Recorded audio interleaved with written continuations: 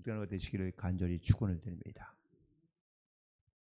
여러분, 사람을 알아가려면 얼마 정도의 시간이 필요할까요?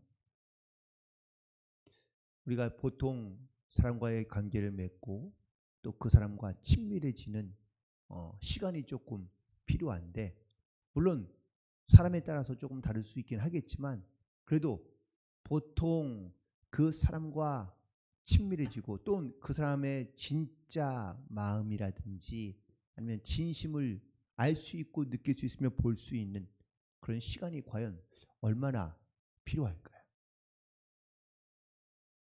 사실 누군가를 잘 알아간다는 것, 그건 바로 그 사람이 갖고 있는 말과 행동 혹은 또 겉으로 드러나는 것만이 아니라 그 안에 그 사람이 갖고 있는 어떤 성품, 진실 혹은 그 안에 담겨져 있는 어떤 그 사람의 어떤 의도까지 어느 정도로 우리가 알려고 한다면 사실 많은 시간이 필요할 수 있습니다.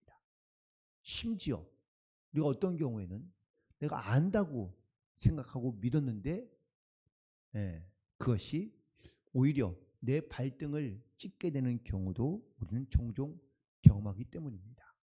그래서 어르신의 말씀 가운데는 사람은 알 수 없다라고 이렇게 이야기하기도 하시는데, 그런데 과연 우리도 하나님을 우리가 어떻게 알고 있으며 얼마나 알고 있을까? 시간이 지난다고 무조건 다 알아지는 건 아니지만 나는 정말 하나님 앞에 어떠한 믿음의 고백을 가지고 나아가고 있는가? 하나님은 나에게 어떤 분이신가? 라는 것을 우리가 명확하고 또한 진실하게 알려 한다면 내가 정말 주님 앞에 어떤 삶을 살아가야 될지 혹은 또 어떤 믿음과 어떤 신앙의 고백을 가지고 나아가야 되는지를 다시 한번 돌아보게 됩니다. 오늘 본문에 있는 말씀 속에서 하나님께서 나를 살리셨다라고 말씀하고 있습니다. 그런데 우리 가운데 나를 살리신 이유가 뭘까? 말씀 가운데 보니까 내가 허물과 죄로 말미암아 죽었기 때문이라고 말씀해 주시고, 또 세상 풍조를 따르는 인생을 살았기 때문이라고 말씀하시고, 또 헛된 공중공세를 잡는 자들을 따랐던 그런 삶을 살아가며 혹은 불순종으로 우리가 살아가고 있는 이 죄 가운데 죽었던 우리를 하나님께서 다시 살리셨다고 말씀하고 있습니다. 그렇다면 이것이 이런 모습들이 내가 삶을 살아갈 때에 지금 나의 모습인지 아니면 과거의 나의 모습인지를 우리가 다시 한번 확인해보고 돌아봐야 됩니다.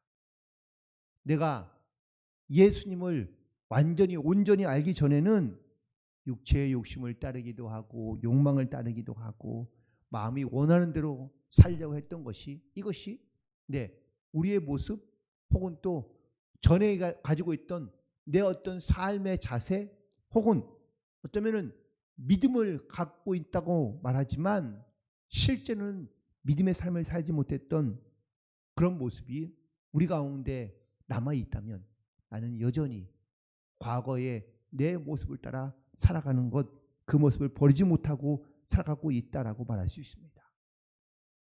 오늘 본문에서 사도 바울은 이런 모습을 갖고 있다면 우리가 본질적으로 진노의 자녀였다고 고백하고 있습니다. 이 말은 죽을 인생이었다라는 뜻입니다. 본질적으로.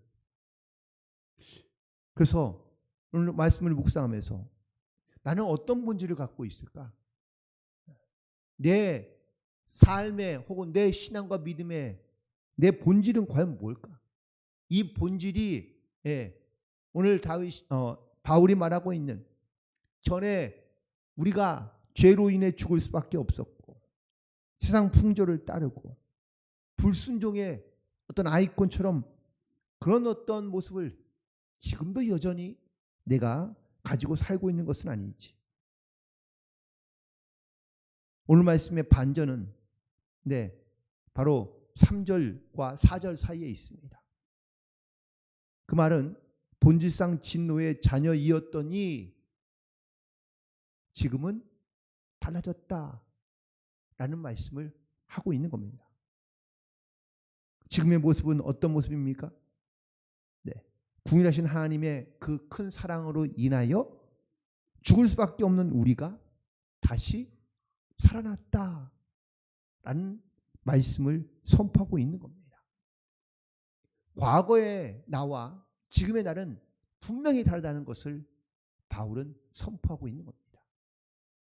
적어도 내가 하나님을 믿고 신앙생활을 하면서 나에게 가장 달라진 것이 무엇인지, 물론 지금도 여전히 우리가 과거에 있었던 내 본질적인 이런 어떤 죄악된 모습들을 나는 여전히 갖고 살아가고 있는 것은 아닌지, 다시 한번 내 지금 현재의 모습 속에서 나는 어떠한 본질적인 신앙과 믿음의 자세를 가지고 하나님 앞에 나아가고 있는지, 우리가 오늘 다시 한번 그 믿음의 고백과 결단 가운데 나아가는 그런 복된 성도들 되기를 간절히 축원을 드립니다. 오늘 특별히 하나님께서 우리에게 주시는 선물을 얘기하고 있는데, 그 선물은 바로 우리를 구원하신 하나님의 크신 은혜입니다. 그런데 이 은혜로 우리가 구원을 받았다라고 말하며 이 구원을 받은 것은 하나님의 선물이다라고 이렇게 말씀하고 있는데, 그렇다면 우리가 받은 이 선물, 이것이 나에게 얼마나 큰 의미와 가치가 있는 것인지, 그리고 그 하나님의 선물을 나는 어떻게 받아들이며 또한 그것을 고백하고 있는지. 첫 번째 이 하나님의 선물은 바로 나와 함께 하신다라는 선물입니다. 우리가 인생을 살아갈 때 누구와 함께 있느냐라는 것이 삶의 질을 바꾸는데 매우 큰 영향을 끼치는 경우가 많습니다. 그래서 친구 따라 어디 가잖아요.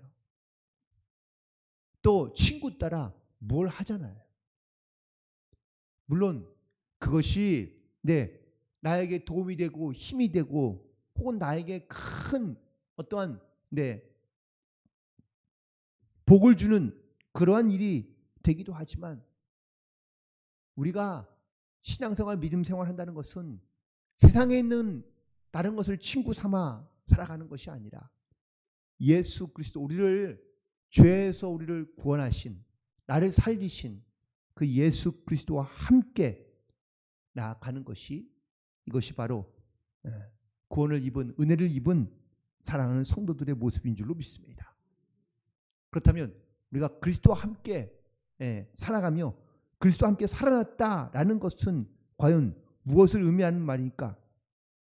그것은 행위로 우리가 하나님 앞에 나아가는 것이 아니라 하나님의 은혜임을 우리가 믿음으로 고백하며, 그리고 나를 자랑하지 아니하고 나를 드러내지 아니하고 주님만 자랑하며 주님만 고백하며 주님의 이름만 높여드리는 이런 믿음의 결단 가운데 우리가 나아가야 될 줄로 믿습니다. 바울은 끊임없이 강조하고 있는 것 중에 하나가 행위로는 결코 구원받을 수 없다라고 이렇게 반복해서 강조하고 있습니다. 그 이유가 왠 줄 아십니까?